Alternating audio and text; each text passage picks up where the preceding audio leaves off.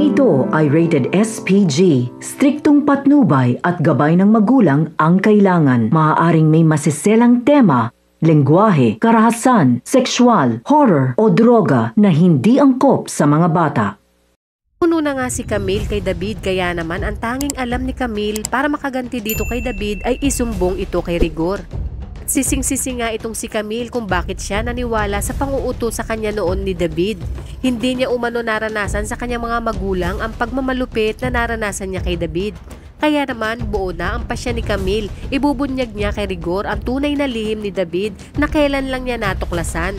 Maya-maya pa, naabutan ni Rigor si Camille na umiiyak at may pasa sa muka, kaya naman hindi isinawalang bahala ni Rigor ang kanya nakita dito kay Camille at pinaamin niya ito kung si David ba umano ang may gawa nito sa kanya. Ngunit hindi nga nakakibo itong si Camille at humagulgol na lang ng iyak. Bagay na nakumpirma ni Rigor na si David ang may gawa nito sa kanya at hindi na nagsalita si Camille na siya namang ikinagalit ni Rigor kay David. Agad na tinawagan ni Rigor itong si David at pinauwi sa kanilang bahay. Buong akala ni David ay lalabas sila ng kanyang tatay Rigor dahil ito ang kanilang huling napag-usapan. Kaya naman dali-dali siyang umuwi sa kanilang bahay.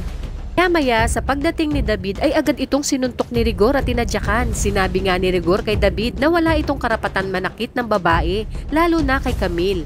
Ngunit itinanggi nga ito ni David. Sinabi nga ni Rigor na nagmamaang-maangan pa itong si David kahit may testigo na umanong nakakita sa ginawa nito kay Camille. Sinabi pa ni Rigor kay David na kahit minsan umano ay hindi niya nakita na pinagbuhatan niya ng kamay ang kanyang nanay Tess.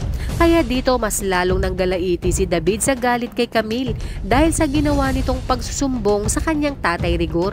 Sinabi nga ni David kay Rigor na si Camille umano ang may kasalanan kung bakit niya ito nagawa. Bagay na inalmahan ni Camille.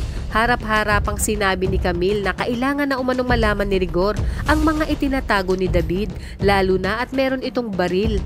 Dahil siya mismo umano ang nakakita dito na may hawak na baril itong si David.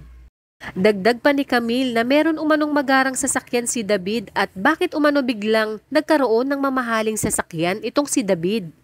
Ayon pa kay Camille na hindi ba nagtataka si Rigor na ganun na lang kabilis nakakuha ng maraming pera si David kung wala itong ginagawang kalokohan?